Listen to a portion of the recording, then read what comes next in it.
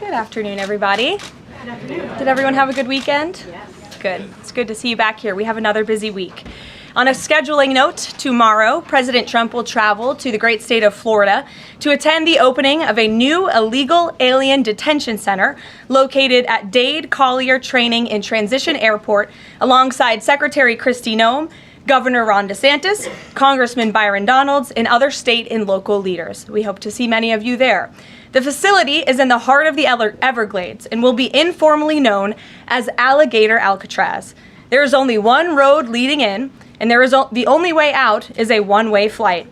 It is isolated and surrounded by dangerous wildlife and unforgiving terrain. The facility will have up to 5,000 beds to house, process, and deport criminal illegal aliens. This is an efficient and low-cost way to help carry out the largest mass deportation campaign in American history.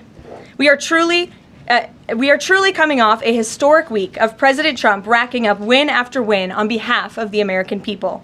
President Trump restored peace through strength and acted decisively as commander-in-chief to obliterate the immediate threat of the Iranian regime's nuclear capabilities and then brokered a ceasefire between Israel and Iran, which continues to hold. Then, the president traveled to the Netherlands and achieved a monumental win for the United States and the NATO alliance by getting our allies to dedicate 5% of their GDPs to military spending. As a result of President Trump unleashing American energy dominance, summer gas prices are at the lowest they have been in 4 years, heading into the July 4th week. And with the incoming Trump economic boom, the stock market continues to roar back, with the S&P 500 and the NASDAQ both hitting record highs. And on this point of an economic boom, I bring to you original correspondence from the President of the United States to our Fed Chair, Jerome Powell. As the president has consistently stated, the American economy is booming. And there were so many economic analysts who said that this president's policies would drive our economy down, when in fact we have seen the opposite. We've seen a massive deregulation campaign take place. We've seen inflation completely diminished from where it was under the reckless spending and the bad policies of the previous incompetent administration. I would remind the Fed chair, and I would remind the entire world, that this is a president who was a businessman first, and he knows what he is doing. He has a proven economic formula that worked in his first term as president, and it is working again. The one problem that remains is high interest rates for the American people. The American people want to borrow money cheaply, and they should be able to do that. But unfortunately, we have interest rates that are still too high. So the president sent this note to the Fed chair today. And if you look at this chart, this is a chart of all of the interest rates of many countries throughout the world. At the top is Switzerland. They're only paying a quarter for interest rates. Cambodia, Japan, Denmark, Thailand, Botswana, Barbados, Taiwan, Bulgaria, Cuba, Sweden, Morocco, Cabo Verde, South Korea, Algeria, Canada, Albania, Libya, Malaysia, China, New Zealand, Trinidad and Tobago, Czechia, Bolivia, Australia, Costa Rica, the Bahamas, Kuwait, Papua New Guinea, Bosnia, United Kingdom, and the UAE are all paying lower interest rates than the United States of America, which has one of the hottest and strongest economies in the world. The president sent this note to the Fed chair. It says, "Jerome, you are as usual too late. You have cost the USA a fortune and continue to do so. You should lower the rate by a lot. Hundreds of billions of dollars are being lost, and there is no inflation." And the president is right. There is historically low inflation thanks to his policies. And we will continue to drive down the cost of living in this country for Americans. We will continue to deregulate. And it's also incredibly important that we pass this one big, beautiful bill, which is the largest tax cuts in American history. And that's why the White House and the president himself have been in touch with lawmakers all weekend long to get this bill passed. And they are working very hard to do so. It remains a top priority for the president. And this bill has exposed the clear differences between Republicans and Democrats in 2025. The Democrats are doubling down on craziness and radical policies that are undermining the very fabric of our country. Just look at the Democrat nominee for New York City Mayor, Zohran Mamdani. He's a Democrat socialist, really a communist, who proudly calls to defund the police, peddles anti-Semitism, praises pro-Hamas groups, wants Israel abolished, and believes wealthy Americans should not exist. Those are his words, just as recent as this weekend. Meanwhile, under President Trump's leadership, Republicans are fighting tirelessly for everyday, middle-class, working Americans who re-elected this president. And we're carrying out a revolution of common sense. And all of that is packed into this one big, beautiful bill. It delivers the largest middle and working class tax cuts in U.S. history. It keeps America safe by funding the largest ever one-time investment in border security. It's enough to reverse the Biden border invasion. And every single Democrat is against that, against securing our border and deporting millions of criminal illegal aliens. The one big beautiful bill also strengthens and protects Medicaid benefits, despite what Democrats are saying, for eligible American citizens who rely on it, like pregnant women, children, seniors, and people with disabilities, by eliminating waste, fraud, and abuse that threaten to destroy this program that was intended for the most vulnerable in our society. And every single Democrat in Congress is against rooting out that waste, fraud, and abuse, in blocking the 1.4 million illegal aliens who are currently improperly receiving these benefits that should be going to American tax-paying citizens. The Democrats in Congress are more concerned with defending illegal aliens than they are hardworking Americans. And the big beautiful bill also revitalizes our military and enhances our defense capabilities, protects our country from emerging new threats by funding a cutting-edge missile defense system called the Golden Dome. And as we all know, the one big beautiful bill makes the Trump tax cuts permanent. The White House and the president are adamant that this bill is passed and that this bill makes its way to his desk. Republicans need to stay tough and unified during the home stretch, and we are counting on them to get the job done. So with that, we will take up questions. John Fredericks is in our new media seat today. John, thanks for being here. We'll kick it to you. Thank you, Caroline. Let's get to the one big beautiful bill first. It Sure. appears now you're going to get at least 50 votes in the Senate. There'll be some amendments. What is the president's confidence level in getting 218 votes in the House by the end of this week in order for him to sign it on Friday? Well, look, we are very well aware, the president is very well aware, that this bill needs to not only pass out of the Senate, but it needs to go back to the House, and we need the full weight of the Republican conference to get behind this bill, and we expect them to, and we are confident that they will.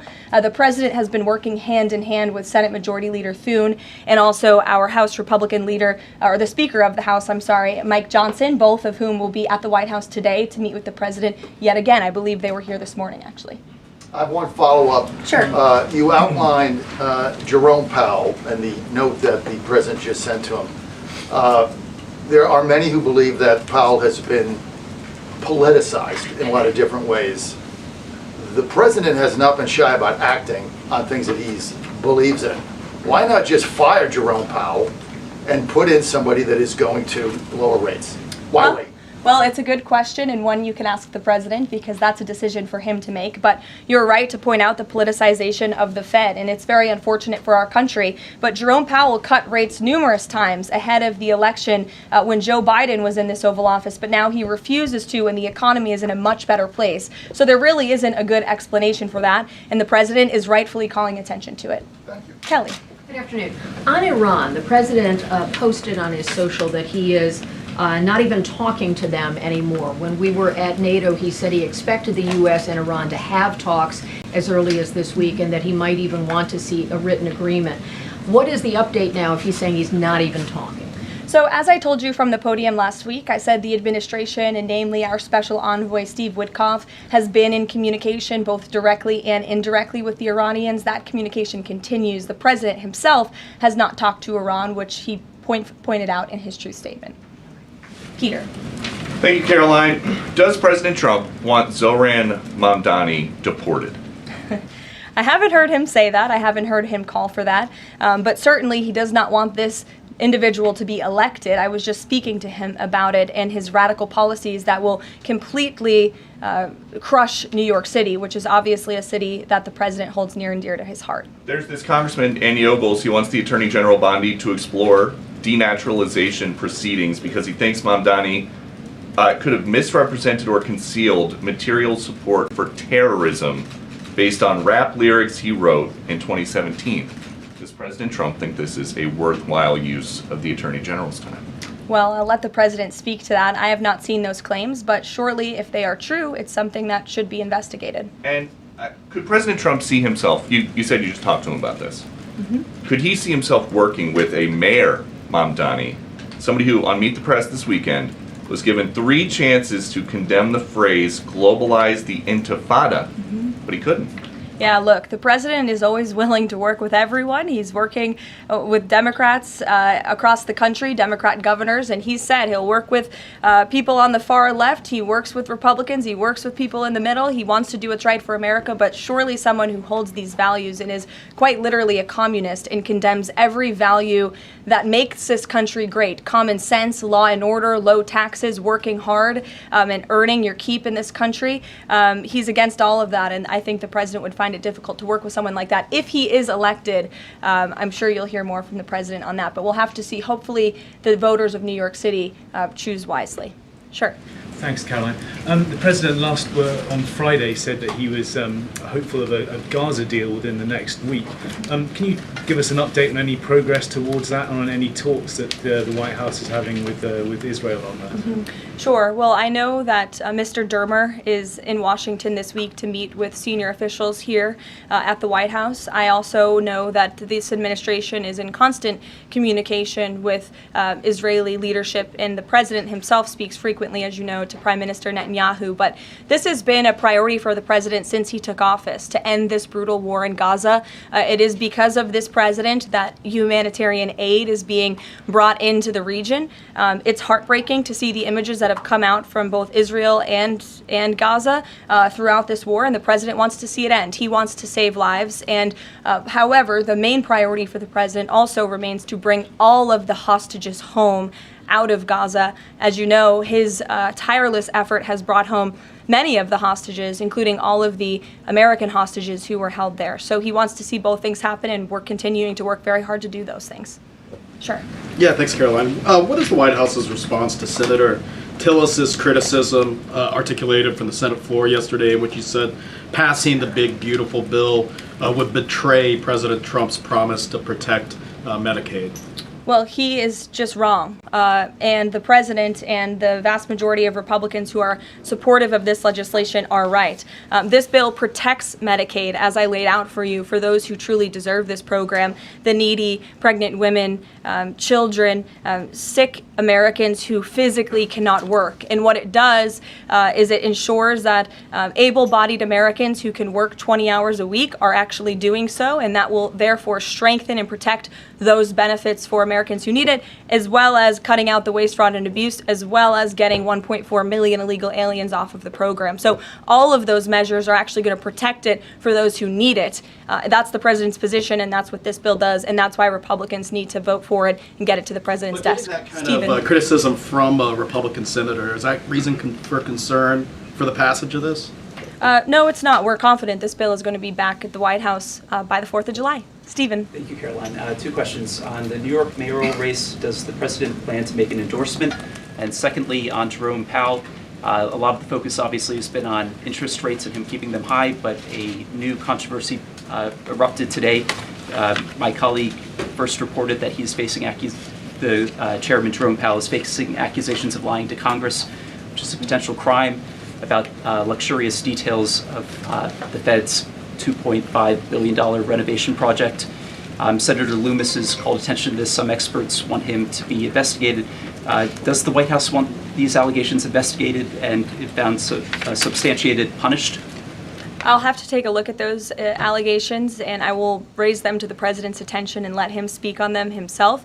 To your first question regarding the mayoral race, the president was asked that yesterday by Maria Bartiromo. He refused to give an endorsement, so you won't get one from me at this podium unless he wants me to do that. Philip, go ahead. Oh, okay. Sure. And then I can go to you. Cool. Thanks. Thank you. The president said that he's working on a temporary pause for immigration enforcement in certain industries. I'm wondering what you can tell us about how he's determining which industries are deserving of a pass. He mentioned farmers, but what about, say, construction workers? I mean, shouldn't there just be one standard here? I don't have any more details to read out for you, but what I can tell you is that the White House is working closely every day with the Department of Agriculture as well as the Department of Homeland Security when it comes to workforce enforcement, worksite enforcement, I'm sorry. And the president's focus and the focus of this administration is, of course, to remove public safety threats from the streets and to deport as many of the illegal criminals, especially the violent criminals that we know are still here because of the previous administration. So that's the main priority and the goal. And then the president has already made cuts to the office of the Director of National Intelligence, but now Senator Tom Cotton has put forward a bill that would cut the office by another 60%. What's the president's reaction to that legislation, and is this something that he would support, those additional cuts? I don't know if the president's even aware of that legislation, but I will get you a response if he is aware and if he wants to respond to it. Go ahead. Thanks, Caroline. You mentioned the dangerous wildlife at the alligator Alcatraz. Is that a design feature? Why is the president going with this mega bill in such a precarious position in the Senate? And then also, can you talk about the CBO estimate that it would add about 11 million uninsured? Well, look, when you have illegal murderers and rapists and heinous criminals in a detention facility surrounded by alligators, yes, I do think that's a deterrent for them to try to escape. We do know that some of these illegal criminals have escaped from other detention facilities, like one in New Jersey, which I know was recently reported on. So, of course, we want to keep the American people safe, and we want to remove these public safety threats from our streets, and we want to effectively detain them as best as we can. As for why the president is going, I think his trip to this detention facility actually underscores the need to pass the One Big Beautiful Bill, because we need more detention facilities across the country. The last administration let in nearly 20 million illegal people from all over the world, and this administration is focused on arresting and detaining them. But in comparison to that 20 million illegal criminal population in our country, we only have 7,000 ICE agents in the interior who are doing this very important work. And so we obviously need more personnel, we need more resources, and that's why we need to pass the One Big Beautiful Bill. On the CBOs. Go ahead. Yes, in the pink. Oh, thank you. Thank you. Welcome. Can you please share some details of China trade deal? Has the U.S. agreed to ease some export, technology export restrictions? Sure. Well, the final language that was agreed upon in both Geneva and in London was signed just past week. We can get you that final text of the agreement. Go ahead. Thank you, Caroline. Eamon, and then behind you. Okay, thanks, Caroline. So on Jay Powell, has the president got a short list of who he wants to see as Jay Powell's successor, and is he going to name a successor as early as this summer? I won't get ahead of the president on any announcements on that. Does he like Scott Besson for the job? Again, I won't get ahead of the president. And on TikTok, if you could, real quick, he said Sure. yesterday he's got a buyer, but the question there is, does he have a seller? And do you have any indication from the Chinese government that they've authorized a sale of TikTok to the U.S. or to U.S. buyers? What I can tell you is that these discussions with China regarding the sale of TikTok have been ongoing at the highest level, and they will continue. As you know, we have another 90-day extension, and it's just to continue to work out this deal and make sure that TikTok stays on for the American people. That's the president's main goal in this, while protecting their privacy and their security. Behind you. Go ahead. Thank you, Caroline. The president has been calling for a deal in Gaza for 2 days and many posts. Who is blocking the deal? And one other thing, when he posted on Netanyahu's trial, also he said it interferes with the negotiations on Iran and on Gaza. What did he mean by that? I'm sorry, to your second question? The second question, when he posted about the Israeli Prime Minister trial, Yes. he said it interferes with the negotiations on Gaza and on Iran. What did he mean by that? It interferes because it physically and logistically was interfering. The prime minister was slated to go to court last week when he's in the middle of negotiating a peace deal and bringing hostages out of a war-torn region. And so the president was simply, I think, emphasizing his empathy that he has for Bibi Netanyahu and seeing him go what he's going through with his own judicial system in the state of Israel. Clearly, the president knows that very well. He, too, was a victim of a judicial system that was trying to put him in jail, as you all know. You all covered it. But President Trump prevailed. That's why he's back in the Oval Office, and he believes that Bibi Netanyahu is a great leader for the people of Israel. The president just worked with him closely to end that 12-day war and to obliterate Iran's nuclear facility, to take out that imminent threat, not just to the state of Israel, but also to the United States of America and the rest of the world. And he believes that Prime Minister Netanyahu should be praised for that. Go ahead. Thanks, Caroline. On the mega bill and the amendment that would limit Medicaid expansion under the Affordable Care Act, does the president want that amendment to pass? The president wants this bill to pass. Meredith. Hey, thanks, Caroline. On trade, we have this looming July 9th deadline coming up. We heard the Treasury Secretary say that he expects to wrap up these trade deals by Labor Day, but when President Trump was asked yesterday about any extensions by July 9th, he said, I think that would be necessary. So is the president ruling out any extensions on trade for any nations, even if they're negotiating in good faith? Well, you heard from him directly. He said he did not think that it would be necessary. He is going to set the rates for many of these countries if they don't come to the table to negotiate in good faith. And he is meeting with his trade team this week to do that. Mary. Thanks, Caroline. I just watched a CNN segment on a new app called Ice Block, and it kind of appeared to be promoting this app where you can tell people where ICE agents are. Given the recent rise... An app that tells people where ICE agents are? Yes. And given the rise, I believe 500% increase in assaults on ICE agents, I wanted to see if you could comment on that and why CNN would be promoting such an app. Well, it's a very good question. I'll have to go back and watch the clip myself, but surely it sounds like this would be an incitement of further violence against our ICE officers. As you know, as you stated, there's been a 500% increase in violence against ICE agents, law enforcement officers across the country who are just simply trying to do their jobs and remove public safety threats from our communities. And that's something we as Americans, including journalists at CNN who live in many of these cities where illegal aliens are hiding and were let in from the previous administration, should be very grateful for. So we haven't seen the clip. We'll take a look at it, but certainly it's unacceptable that a major network would promote such an app that is encouraging violence against law enforcement officers who are trying to keep our country safe. Caroline? Shelby. I just wanted to get a clarification on the Senator Rick Scott's amendment. It sounds like the president is agnostic about whether it's attached. Is that accurate? Look, I'm not going to get into the details of the discussions that are ongoing right now, but the president wants these senators to come to a conclusion, to get this bill back to the White House as soon as possible and make sure that it's a piece of legislation that can make its way back through the House as well. So obviously there's some ping-ponging between both sides of Capitol Hill right now, but that's why Senator Thune and Speaker Johnson are working with the president in lockstep every step of the way. In the back, News Nation, go ahead. Thanks, Caroline. The president did and then announce, in front of you, yes. In front of, Sure, I'll take both of you. The president did announce last week that the trade deal with India is closed and this could happen anytime soon. Are there any roadblocks as of now? Are there any updates on that? And how does the president see this about China's role or its influence in the Indo-Pacific region? Sure, yes. The president said that last week, and it remains true. I actually just spoke to our Secretary of Commerce about it. He was in the Oval Office with the president. They are finalizing these agreements, and you'll hear from the president and his team, his trade team, very soon when it comes to India. And on China? How do we counter China on that front? Yes, I mean, look, India remains a very strategic ally in the Asia Pacific, and the president has a very good relationship with Prime Minister Modi, as you know, and he will continue to have that. Go ahead. Thank you, Caroline. On the reconciliation bill, Senator Tillis from the floor yesterday seemed to suggest President Trump was getting bad counsel on the effects of the bill. Is President Trump aware of the analyses, and there are several of these, that suggest if rural hospitals potentially close, if there are Medicaid patients in the millions that become ineligible for that?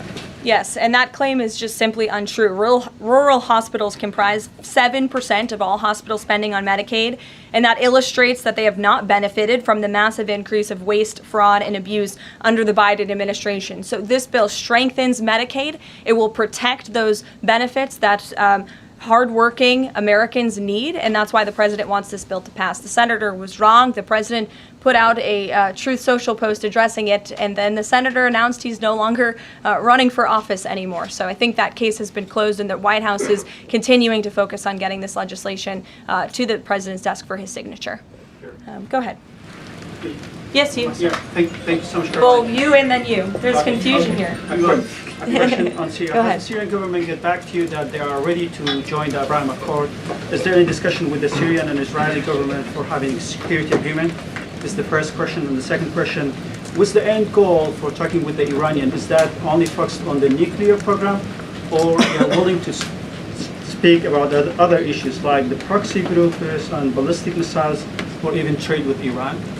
So as for discussions between Syria and Israel, you'll have to reach out to those respective governments. I can't comment on that. But what I can tell you is that this afternoon, the president will be signing an executive order to terminate the United States sanctions program on Syria. And this is in an effort to promote and support the country's path to stability and peace. The order will remove sanctions on Syria while maintaining sanctions on the former President Assad, his associates, human rights abusers, drug traffickers, persons linked to chemical weapons activities, ISIS and their affiliates, and Iranian proxies. And this is, again, an action that the president promised and shocked the world with in Saudi Arabia, because he's committed to supporting a Syria that is stable, unified, and at peace with itself and its neighbors. The president met with Syria's new president when we were in the Middle East, as you know, and so this is another promise made and promise kept by this president to promote peace and stability in the region.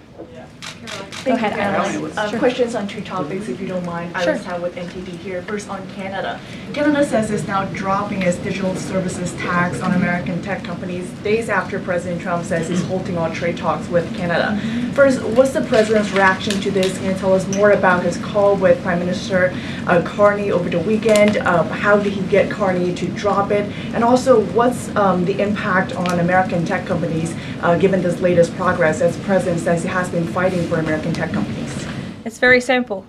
Prime Minister Carney in Canada caved to President Trump in the United States of America. And President Trump knows how to negotiate, and he knows that he is governing the best country and the best economy in this world, on this planet. And every country on the planet needs to have good trade relationships with the United States. And it was a mistake for Canada to vow to implement that tax that would have hurt our tech companies here in the United States. The president made his position quite clear to the Prime Minister, and the Prime Minister called the president last night to let the president know that he would be dropping that tax, which is a big victory for our tech companies and our American workers here at home. And on Harvard, if you don't mind, the administration today formally accused Harvard of violating civil rights laws by not doing enough to fight anti-Semitism.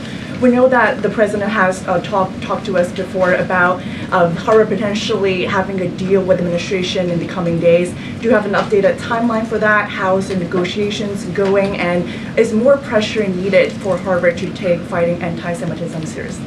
Well, there was quite a direct letter that was sent to Harvard this morning, as you know. The negotiations are taking place behind closed doors, so I won't comment on that. But what I will share with all of you, for those who haven't seen it, is the context of this letter, because I think it's very important. And this comes from the Department of Health and Human Services, which concluded after a thorough investigation that Harvard University is in a violent violation of Title VI of the Civil Rights Act, which prohibits discrimination on the basis of race, color, and national origin. And if you read some of the content of the investigation and what they found, the majority of Jewish students reportedly experienced negative bias or discrimination on their campus, while a quarter of Jewish students at Harvard felt physically unsafe. Jewish and Israeli students were assaulted and spit on. They hid their kippahs for fear of being harassed and concealed their Jewish identity from classmates for fear of ostracization. Images were widely circulated amongst the Harvard community that trafficked in obvious anti-Semitic tropes, including one that showed a $sign inside of a Star of David, and the campus was vandalized with anti-Semitic stickers, including one that showed the Israeli flag with a swastika. The Harvard campus was racked by demonstrations, as you all know, violent protests that violated the university's rules of conduct. The demonstrations called for genocide and murder, denied Jewish and Israeli students access to campus spaces. These are all facts that Harvard cannot dispute, and that's why the administration has found them in violation of Title VI and has threatened to withhold their federal funding, because if you break federal law, you should not be receiving federal tax dollars. And so I rest my case on Harvard. Andrea. Yeah, so President Macron of France earlier today said that tariffs levied by powerful countries are often a form of blackmail, and criticized the sort of process that's underway. He didn't mention the United States specifically, but said that these tariffs are really hurting developing countries. So there's this big UN conference going on. What do you say to that? What is the president, was he aware of that comment, and did he have any response? I think the president and the White House would certainly reject that characterization by Prime Minister Macron. Tariffs are an effective use of presidential power to bring back the middle class, to bring back our manufacturing industry, which was the backbone of our American economy and has been hollowed out by globalist politicians who have caved to foreign countries instead of doing what's right for American workers. That's why the president is effectively utilizing his authority to wage tariffs and to utilize tariffs, and continues to be in discussions and negotiations on trade to do what's right for America. And Europe and the rest of the world might not be used to that, but President Trump is back in town, and he's going to do what's right for our people and our country. Can I just follow up on Netanyahu? So there's a report in Israeli media that the Prime Minister will actually be here, that Netanyahu will be here today meeting with the President. Can you confirm that? I don't believe Prime Minister Netanyahu is here today. Okay. I think you guys would know about that by now. Okay.